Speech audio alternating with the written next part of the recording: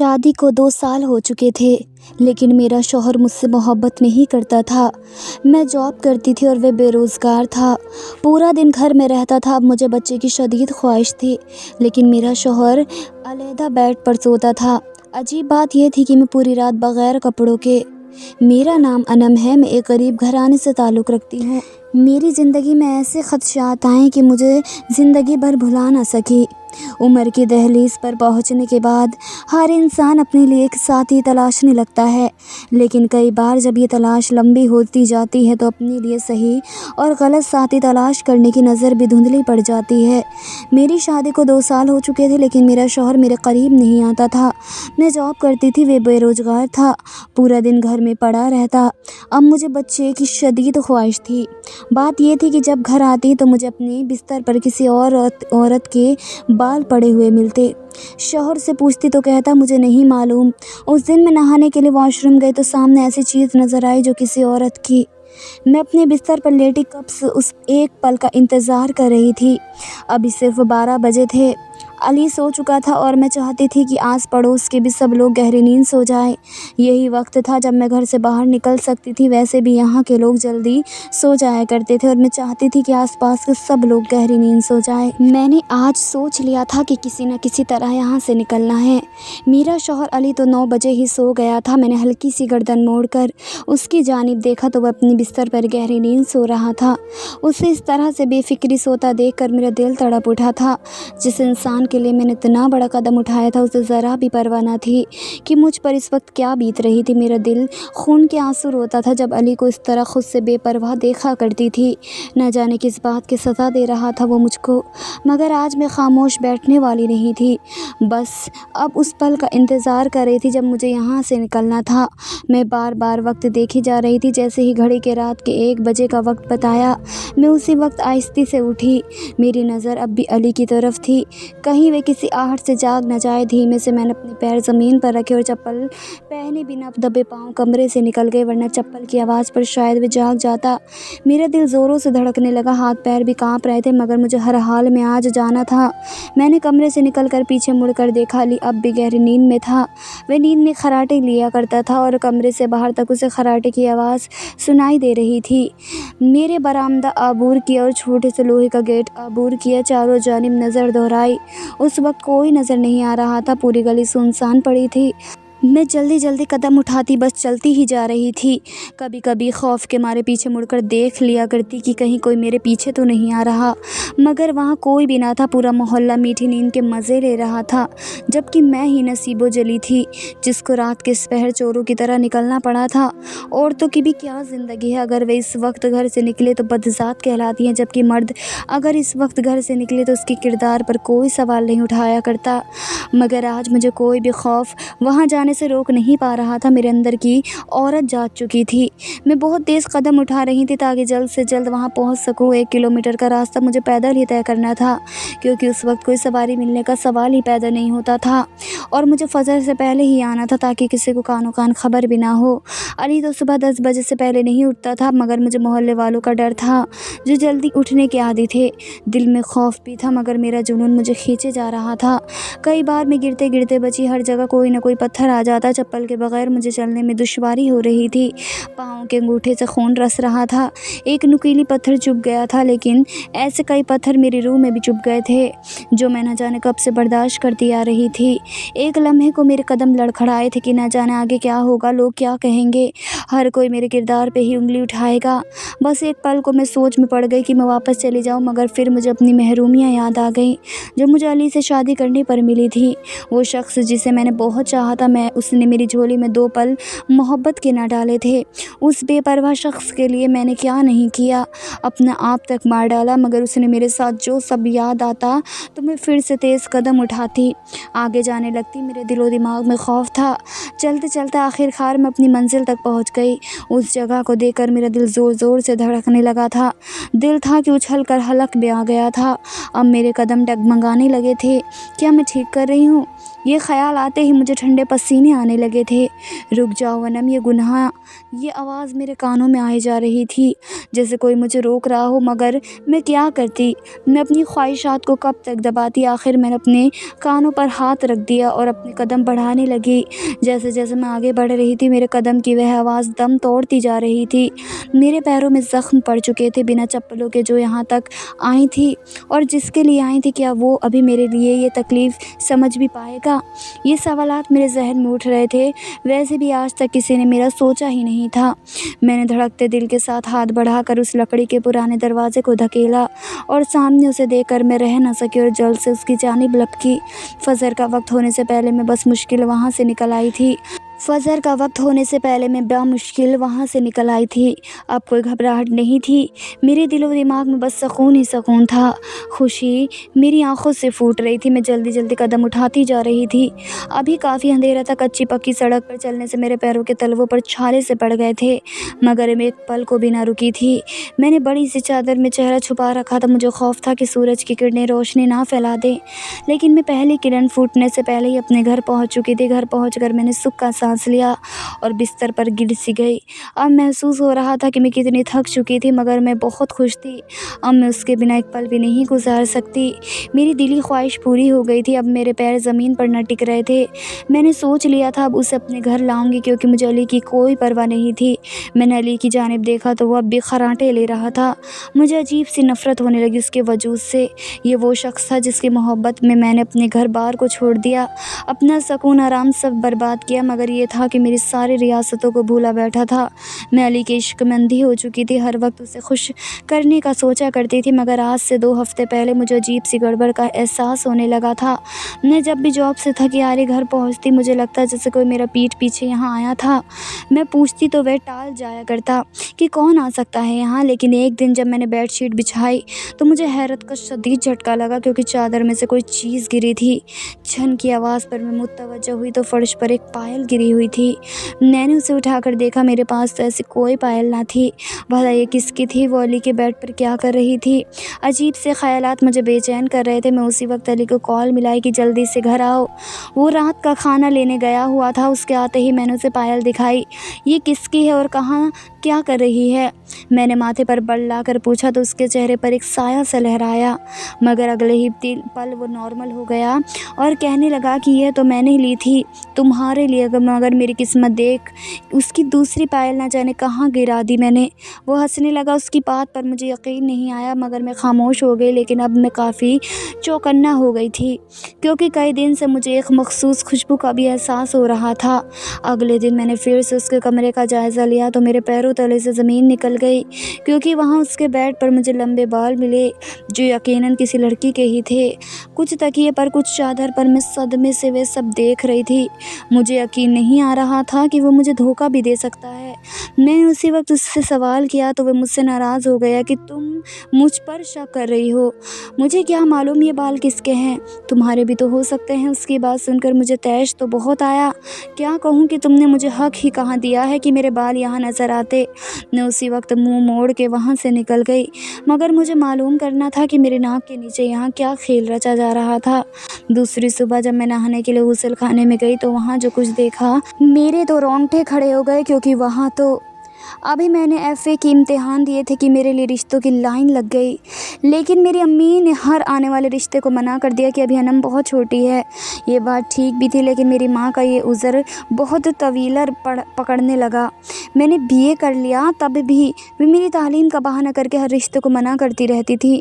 میں بہت ہی خوبصورت تھی اور بہت پرکشش تھی، جہاں بھی جاتی لوگ دیکھتے ہی رہ جاتے۔ ہم سفید پوش لوگ تھے، اس لیے میں ہمیشہ سادہ لباس میں ہوا کرتی تھی، مگر لوگ ان سادگی میں بھی مجھے پسند کر لیا کرتے تھے۔ وقت گزرنے لگا، میں نے ٹاپ کیا تھا اور مجھے بہت ہی اچھی جاب مل گئی تھی۔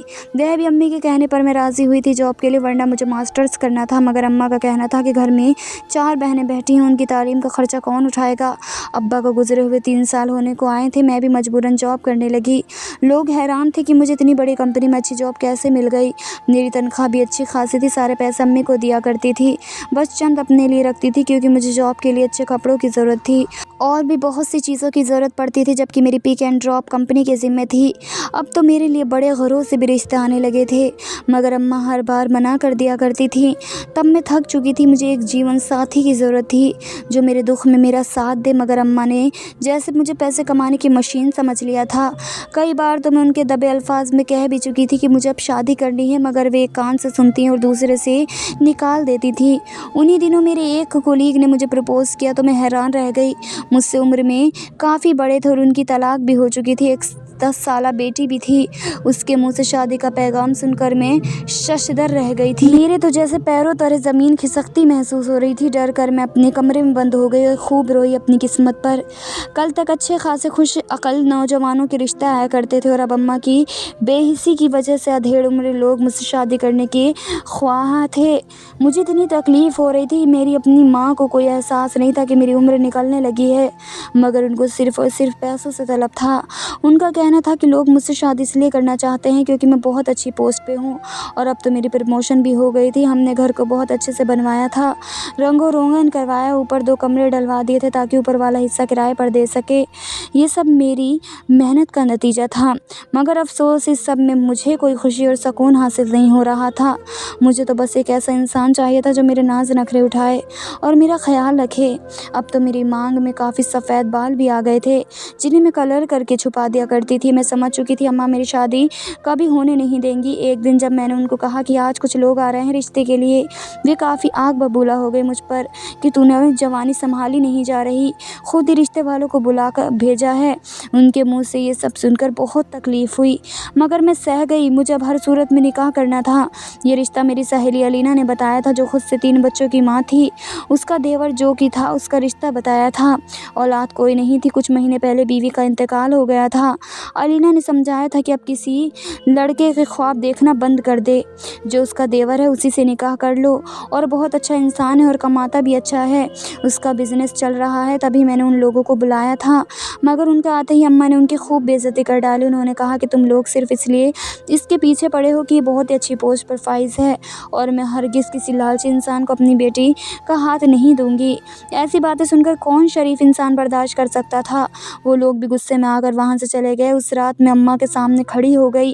अम्मा, अपनी इतना अच्छा रिश्ता ठुकरा दिया, अब देखिएगा मैं खुद किसी से शादी कर लूँगी और आपका ये घर छोड़कर चली जाऊँगी।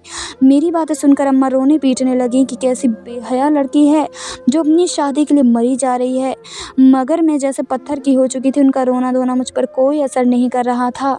ऊपर वाले पोर्शन में एक लड़का आया था जो किराए पे आया था। उसका नाम अली था। वे उम्र में मुझसे काफ़ी छोटा था, लेकिन आते जाते वो मुझको पसंदीदा की नज़र से देखा करता था।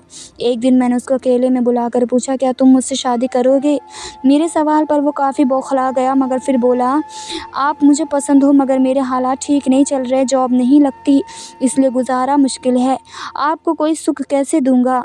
मैंने कहा कि मुझे किसी चीज़ की कमी नहीं, मैं जॉब करती हूँ और घर चला सकती हूँ। अगर तुम राज़ी हो तो हम आज ही निकाह कर लेते हैं। मेरे कहने पर वे काफ़ी हैरत में था, मगर फिर भी उसने निकाह की हामी भर ली। हमने दूसरे दिन ही बिना किसी को बताए निकाह कर लिया और मैंने अली से थोड़ा वक्त मांगा जब तक मैं किसी अच्छी जगह पर किराए पर घर का बंदोबस्त ना कर लूँ, लेकिन अली ने खुद भी उसका बंदोबस्त कर दिया। मैंने अपना सामान पैक किया और अम्मा से कहा मुझे जॉब के सिलसिले में दूसरे शहर जाना पड़ रहा है कुछ दिन के लिए। अम्मा को कोई एतराज़ न था। मुझे सख्त अफसोस हुआ कि उन्होंने एक बार भी परेशानी का इजहार नहीं किया कि तुम अकेली कैसे जाओगी वगैरह वगैरह। उनको बस इत्मीनान था कि मुझे दूसरे शहर जाने के भी एक्स्ट्रा पैसे मिलेंगे। मैं जो पहले कुछ शर्मिंदा थी, अब वे शर्मिंदगी भी जाती रही कि मेरी माँ को कोई फ़र्क नहीं पड़ता कि मैं कहाँ जा रही हूँ, क्या कर रही हूँ। मैं दिल में बहुत सारा बोझ लिए इस घर से निकल आई थी। बाहर अली मेरा इंतज़ार कर रहा था। हम दोनों उस किराए के मकान में आ गए, मगर वहाँ आकर मुझे एहसास हुआ कि मेरे साथ काफ़ी कुछ बुरा हो चुका है। मैंने महसूस किया कि अली मुझसे दूर सा रहता है।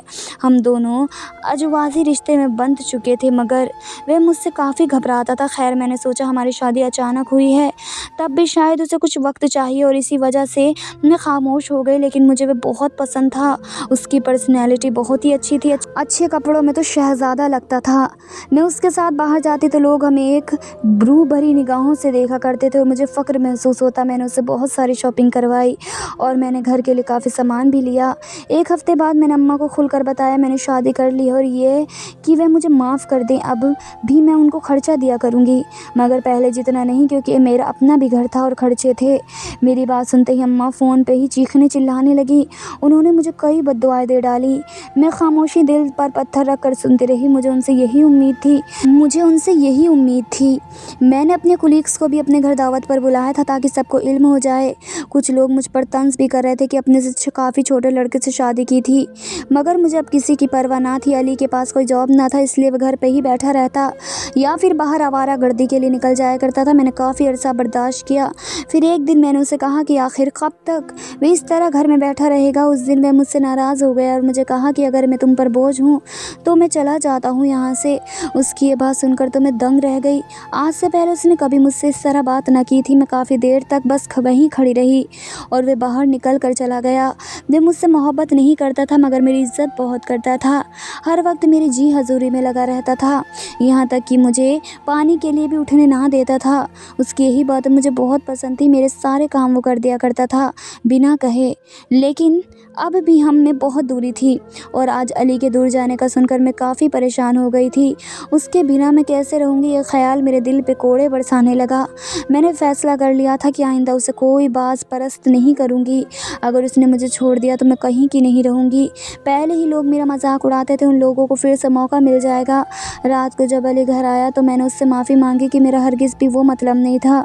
मेरी बात सुनकर वह भी काफ़ी शर्मिंदा हुआ और कहा कि उस वक्त मैं ना जाने क्यों गुस्से में आ गया था। मैं वादा करता हूँ कि आपको छोड़कर कहीं नहीं जाऊँगा। उसकी बात सुनकर मैं खुशी से झूम उठी। मैं हर वक्त अली को खर्चा जेब दिया करती थी ताकि उसे मुझसे मांगना ना पड़े, और मैंने उसको जेब खर्च बढ़ा दिया था। मुझे खौफ था कि वह मुझे छोड़कर ना चला जाए। अली के घर वाले उससे मिलने कभी ना आए थे, बस कभी कभार वो लाहौर चला जाता था उनसे मिलने, लेकिन जब भी आता मैं उन सब के लिए तोहफे ताइफ भेजा करती थी। अली मुल्तान में जॉब ढूंढने के लिए ही आया था, मगर अब ऐसा लगता था कि उसे जॉब की कोई ख्वाहिश ना थी। उसे सब बैठे बिठाए मिल जाया करता था। हमारा घर छोटा सा था, वहाँ बस 2 कमरे थे। अली ज़्यादातर दूसरे कमरे में सोया करता था, मगर जब मैंने कमरे में एसी लगवाया तो वह मेरे ही कमरे में नीचे सो जाता था। उसके होते हुए मुझे तहफ़्फ़ुज़ का महसूस होता था। घर का किराया मुझे कंपनी की तरफ से मिलने लगा। मैं अम्मा के पास बहुत कम रकम भेजा पाती थी। रोज़ कोई ना कोई नया खर्चा निकल आता था। अम्मा से मेरी कोई बात नहीं होती थी, मैं बस उनके घर पैसे भिजवा दिया करती थी। अम्मा को मेरा एड्रेस भी मालूम नहीं था। वक्त गुजरने लगा और मेरी शादी को 2 साल हो चुके थे। मैं अम्मा के साथ साथ अली के लिए पैसे कमाने की मशीन बन चुकी थी। मेरी कुलीग्स जब पूछती कि अब तक कोई खुशखबरी क्यों नहीं दी तो मैं घबरा जाती। अब उनको क्या बताती कि अब तक हम दोनों सिर्फ नाम के शौहर बीवी हैं। लोगों का मुंह तो बंद करवा दिया करती थी, मगर अब मेरे अंदर माँ बनने की शदीद ख्वाहिश ने जन्म ले लिया। मुझे एहसास था कि मेरे पास बहुत कम वक्त है, फिर तो मैं माँ बन ही नहीं सकती, मगर मैं क्या कर सकती थी। मेरे लब सिले हुए थे। अली लाहौर गया हुआ था अपने वालिदैन से मिलने, उसके बिना मुझे चैन नहीं आता था। घर खाने को दौड़ता था, लेकिन जब वह वापस आया तो काफ़ी उलझा सा था। मैंने पूछा कि क्या बात है, तो वह बोला कि बस अम्मा की तबीयत कुछ ठीक नहीं है और वे मुझ पर ज़ोर दे रही हैं कि मैं लाहौर वापस चला जाऊं। उसकी बात सुनकर मेरा दिल तो जैसे उछल कर हलक में आ गया। मैं उसके बिना कैसे रहूँगी, यह ख्याल मुझे सताने लगा। सारी रात मैं सो ना सकी कि ना जाने अली के दिल में क्या चल रहा है। हो सकता था वह मुझे छोड़कर अपने शहर वापस चला जाए, क्योंकि उसने मुझसे कोई मोहब्बत तो नहीं की। दूसरे दिन मैं ऑफिस गई तो सर में शदीद दर्द उठा, तो मैंने अपने बॉस से छुट्टी ली और घर वापस आ गई। घर आते ही मुझे जो अजीब सा एहसास हुआ। एक लेडीज़ परफ्यूम की खुशबू पूरे कमरे में बिखरी हुई थी, और उसी दिन मैंने जान लिया कि मेरे घर में अली ना जाने किसके साथ रंगरलियां मना रहा था। लेकिन जब मैंने उस दिन गुसल खाने में मेकअप का सामान देखा तो मेरा शक यकीन में बदल गया। अब शक की कोई गुंजाइश नहीं थी। मेरे दिलो दिमाग जगड़ कर चलने लगे, जैसे तपते सहरा में खड़ी थी। वहाँ एक बूंद पानी भी मुयस्सर ना था। जिसके लिए इतना कुछ किया वो मेरे साथ इतना बड़ा धोखा करेगा, मैं कभी सोच भी नहीं सकती थी। उसी दिन मैंने फ़ैसला कर लिया कि मैं अपनी सारी तड़पती ख्वाहिशात को पूरा करूँगी। इसलिए मैंने कोशिश पूरी कर दी थी कि मुझे उस जगह का पता भी मिल गया। मुझे रात के वक्त जाना था ताकि किसी को कानो कान खबर ना हो, इसलिए मैं रात को हो ही गई थी। वो बॉस پوسیدہ مکان ایک نرس کا تھا جہاں اس نے میرے لیے ایک بچے کا انتظام کیا تھا۔ جی ہاں، اس رات میں اسی بچے سے ملنے گئی تھی۔ میری تڑپتی ممتا مجھے وہاں تک کھینچ کر لے گئی جہاں وہ معصوم بچہ میرا منتظر تھا۔ اسے دیکھ کر میں رہ نہ پائی۔ میں نے نرس کو اس کی رقم ادا کر دی۔ اب 2 دن بعد میں اس کو لے کر آنے والی تھی، لیکن ایک خیال مجھے ستائے جا رہا تھا کہ جانے اس ماں کی گود اجاڑ کر وہ نرس اس بچے کو اسپتال سے چرا کر لائی تھی۔ یہ بہت بڑا گناہ تھا اور اس میں حصے دار بننے جا رہی تھی۔ میرا ضمیر مجھے بار بار ملامت کر رہا تھا، لیکن میری ممتا کا جنون مجھ پر حاوی ہونے لگا۔ میں جب باقی کی رقم لے کر دوسری رات اس نرس کے گھر پہنچی تو وہی میرا انتظار کر رہی تھی۔ اس نے بچہ مجھے تھمایا اور مجھے جانے کا کہا۔ خبردار، جو کسی کو میرے بارے میں کچھ بتایا تو وہ جلدی سے پیسے گنتے ہوئے بولی۔ میں نے بچے کو گود میں لے کر چوما۔ میری ممتا کو تسکین مل گئی۔ میں جلدی سے وہاں سے نکل آئی اور میں آہستہ آہستہ قدم اٹھا رہی تھی کیونکہ میرے ہاتھ میں میرا بچہ تھا۔ گھر پہنچ کر میں اسے اپنے کمرے میں لے گئی جہاں میں نے اس کی ضروریات کا سارا سامان پہلے سے ہی رکھا تھا، اس کا دودھ، کپڑے، فیڈر، سب کچھ۔ بچے کی رونے کی آواز پر علی کی آنکھ کھل گئی۔ وہ جلدی سے میرے کمرے میں آ گیا اور حیرت سے مجھے دیکھے جا رہا تھا۔ یہ کس کا بچہ ہے؟ اور حیرت سے مجھے دیکھے جا رہا تھا وہ پوچھنے لگا اور میں اطمینان سے اسے بتانے لگی کہ یہ میرا ہے، اسے میں نے گود لیا ہے۔ وہ کچھ کہنا چاہتا تھا مگر میں نے اسے روک دیا۔ یہ میری زندگی ہے، یہ میرا گھر ہے۔ اب مجھے تمہاری کوئی بھی ضرورت نہیں کیونکہ تم جیسے دھوکے باز انسان کے ساتھ رہنا مجھے بالکل گوارا نہیں، جو میرے ہی گھر میں اپنی دوسری بیوی کو لاتا ہے۔ اس کا حیرت سے منہ کھل چکا تھا۔ زیادہ سوچنے کی ضرورت نہیں، میں نے سب معلوم کر لیا ہے۔ پچھلی بار جب تم لاہور گئے ہوئے تھے وہاں اپنی پھپھو کی بیٹی سے نکاح رچا لیا تھا اپنی ماں کے کہنے پر، اور یہی نہیں اسے گھر بھی لے آئے تھے۔ پورا ہفتہ وہ اس گھر میں رہی اور مجھے کچھ خبر بھی نہ ہو سکی کیونکہ میں تو صبح کی جاتی ہوں اور شام کو تھکی ہاری واپس آیا کرتی تھی، اور تم نے مجھے شام کی چائے میں نیند کی گولی بھی دینا شروع کر دی تاکہ میں کچھ نہ دیکھ سکوں نہ سنوں۔ وہ ہکا بکا سا کھڑا میری باتیں سن رہا تھا۔ تمہارا قصور نہیں ہے، سارا قصور میرا تھا۔ مجھے سمجھ لینا چاہیے تھا کہ مجھ جیسی اپنی ATM مشین سمجھتے ہو، اس کے علاوہ میری کوئی اوقات نہیں تمہاری نظر میں، اور اب تم جا سکتے ہو۔ تمہاری بیوی تمہارا انتظار کر رہی ہوگی۔ میں نے اسے گھر سے دفع ہونے کو کہا اور وہ وہیں کھڑا کافی دیر تک مجھ سے معافیا مانگتا رہا مگر مجھے کچھ نہیں سننا تھا۔ میں نے اسے کہا کہ فجر سے پہلے اپنا سامان باندھ لے۔ مجبوراً وہ تھکے ہوئے قدموں سے اپنے کمرے کی طرف چلا گیا۔ میں اپنے بیٹے کو دودھ پلانے لگی مگر جانے کہ وہ بے چین تھا، چپ بھی نہیں کر رہا تھا۔ کچھ دیر کو سو جاتا پھر سے رونے لگتا۔ اس کی بے چینی مجھ سے دیکھی نہیں جا رہی تھی۔ علی جا چکا تھا اور میں نے ایک اور فیصلہ بھی کر لیا۔ جس طرح میں علی کو زبردستی اپنی زندگی میں شامل کیا تھا اور وہ بھی میرا کبھی نہ ہو سکا، اسی طرح یہ بچہ بھی میں زبردستی اپنی زندگی میں لائی تھی۔ اس کی ماں اس کے لیے کتنا تڑپ رہی ہوگی، یہ خیال مجھے سکون سے جینے نہیں دے رہا تھا۔ تقریباً 2 دن بعد میں اس بچے کو لے کر اس کے والدین کے پاس گئی جو کہ خبروں اور سوشل میڈیا پر وائرل ہو چکا تھا۔ اس کا بچہ اسپتال سے چوری ہو گیا تھا۔ میں نے جب بچے کو اس کی ماں کی گود میں رکھا تو جیسے اس کی ماں کو نئی زندگی مل گئی۔ وہ میرا اتنا شکریہ ادا کیے جا رہی تھی کہ میں شرمندہ تھی۔ وہ مجھے دعائیں دیے جا رہی تھی اور میں خالی دامن لیے وہاں سے نکل آئی۔ مجھے واپس اماں کے پاس جانا تھا، شاید ان کی ہی بد دعا لگی تھی مجھے۔ میں جیسے ہی ان کے گھر پہنچی تو جیسے ہی اماں کے بیمار جسم میں جان سی آ گئی۔ وہ کافی بیمار تھی۔ مجھے دیکھتے ہی انہوں نے رو رو کر مجھ سے معافی مانگی۔ انہوں نے گھر کی ضروریات کی خاطر میرا حق مارا۔ انہیں خوف تھا کہ اگر میں نے شادی کر لی تو ان کے گھر کا خرچ کیسے چلے گا۔ میں نے ان کا ہاتھ تھام لیا، ان سے معافی مانگنی شروع کر دی۔ قصور میرا تھا، میں بے حس ہو گئی تھی۔ اپنی خواہشات کی خاطر بیوہ ماں اور بہنوں کی دنیا کے رحم و کرم پر چھوڑ دیا۔ کچھ ہی دن بعد علی نے مجھے طلاق بھجوا دی تھی اور اماں نے میرے دوست کے دیور کو بلاوا بھیج دیا۔ بڑی حیرت کی بات تھی کہ وہ اب تک میرے انتظار میں بیٹھا تھا۔ میری دوست نے بتایا تھا کہ مجھ سے بہت پسند آ گئی تھی۔ جب سے وہ شادی سے منع کیے جا رہا تھا، ہمارا نکاح سادگی سے ہو گیا اور جشمید میرا بہت خیال رکھتے، میری ناز ایسے اٹھاتے میں جیسے ان کی پہلی شادی ہوں۔ میں ان کے ساتھ بہت خوش تھی۔ اب میں اپنی ساری تنخواہ اماں کو بھجوا دیا کرتی تھی کیونکہ جمشید کے پاس کسی چیز کی کمی نہ تھی، اور شاید ایک ماں کو اس کے بچے سے ملوانے کے صدقے اللہ نے میرے گھر میں امید کی کرن جگائی۔ ہم دونوں کی خوشی کا کوئی ٹھکانہ نہ تھا۔ ڈاکٹر نے بیڈ ریسٹ کرنے کا کہا تھا کیونکہ میں حاملہ ہو گئی تھی اور اس عمر میں بہت سے خطرات لاحق ہو سکتے ہیں۔ میں جتنا شکر ادا کرتی کم تھا کیونکہ میں گناہ کرنے سے بچ گئی تھی، ورنہ آج اس طرف ماں کی بد دعائیں بھی میری زندگی میں شامل ہو جاتی۔ دھنیہ واد دوستو۔